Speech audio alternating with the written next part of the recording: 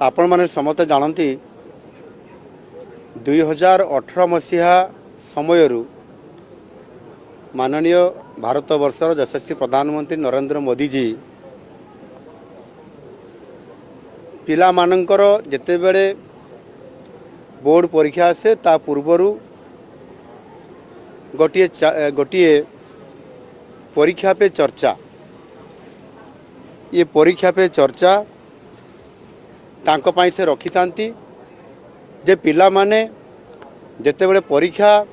पाखे आसले सेते बेले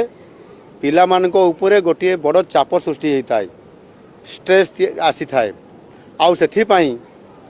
से माने बहुत समय नर्भस हो जाती बहुत प्रस्तुति होते नर्भस होगा कारण बेले बेले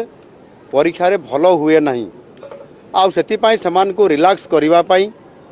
समान अधिक स्ट्रेस निज देह उपर न देवा पाई अधिक मानसिक चाप जमती न रहू सेथि पाई पिला का मानकर सहित गोटे इंटरप्शन करने माध्यम से दे आसुचंती एवं ठीक से भली भाव 2025 चलित वर्ष पाई मध्य परीक्षा आउ किछि दिन पूर्वरु बाकी अच्छी परीक्षा ता पूर्वरु आज मध्य ठीक से भली भाव पिला माननकु एवं तांकर अभिभावक माननकु मध्य डाकिकरी से परीक्षा पे चर्चा ये कार्यक्रम रे आज भारत वर्षर प्राय 5 कोटी छात्र छात्री को से आज टिप्स देइचंती तांकु परामर्श देइचंती निश्चित भाव रे एथिरे पिला मानकर मनोबल बढ़िबा सहित स्ट्रेस केमिति कमिबो ये कथा को आधार करिकरी आज से तांकर चैप्टर 1 चैप्टर 2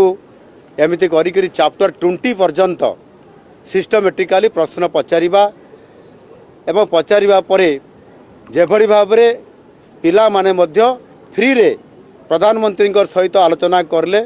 ता निश्चित भाव रे पिला मानकर स्ट्रेस कमी जीवो चापमुक्त हेबे एवं परीक्षा रे समाने निश्चित भाव रे भल करिवे आउ ठीक सही आधार रे मध्य आज यही भुवनेश्वर स्थित यूनिट 1 हाईस्कूल रो पिला मानकर सहित मध्य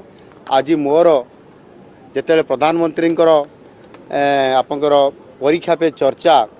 सरीला परे मु मध्य पिला मानकर सहित 10टी प्रश्न सहित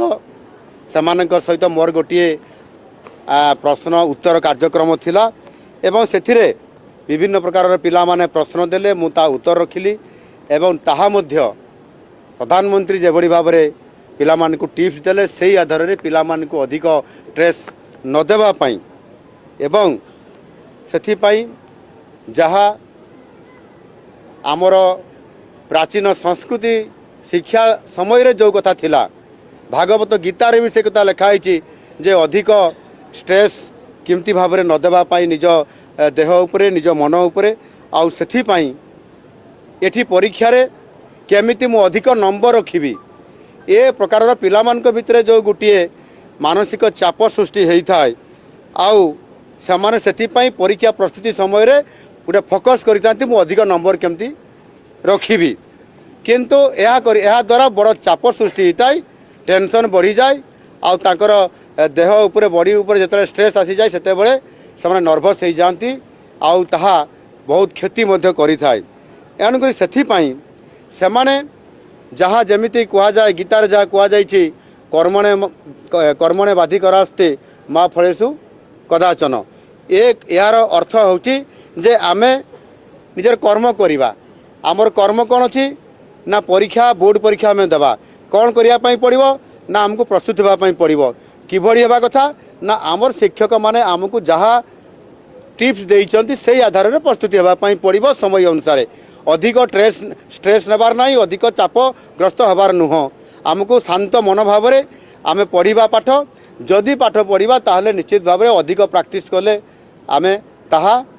सफल रूपायन दे पारिबा। ये जदि आपण मानकु आम वीडियो भल लगी थाए ताहले आम चैनल को लाइक शेयर और सब्सक्राइब करने को भूलिबेनि।